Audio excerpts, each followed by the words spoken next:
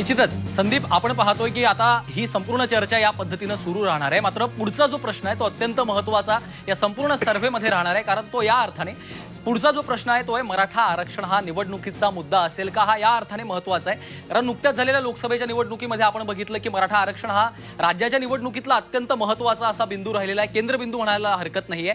मात्र मराठा आरक्षणावरून सुरू झालेलं राजकारण असेल, त्यावरून आता उमटलेले पडसाद असतील, त्याचा आगामी विधानसभेच्या निवडणुकीमध्ये कितपत फटका बसणार आहे, कोणाला फायदा होणार आहे, संपूर्ण विधानसभेमध्ये हा मुद्दा कितपत प्रभावी ठरेल याचा देखील या संपूर्ण प्रश्नामध्ये विचार केला गेलेला आहे। संदीप, आणि आपण बघतोय या सर्वे मधला चौथा प्रश्न, आपण बघतोय या सर्वे मधला मराठा आरक्षण हा निवडणुकीचा मुद्दा असेल का। मागच्या काही काळापासून, मागच्या वर्ष दीड वर्षापासून मराठा आरक्षणाच्या आंदोलनाने संपूर्ण महाराष्ट्र ढवळून निघालेला आहे। हा प्रश्न विचारला असता किती लोकांनी याला हा निवडणुकीचा मुद्दा असेल का यावर भाष्य केलेलं आहे हे बघणं सुद्धा अतिशय महत्त्वाचं ठरणार आहे। याचं कारण असं की मागच्या वर्ष दीड वर्षापासून मराठा आरक्षणाचा मुद्दा संपूर्ण महाराष्ट्रात गाजलाय।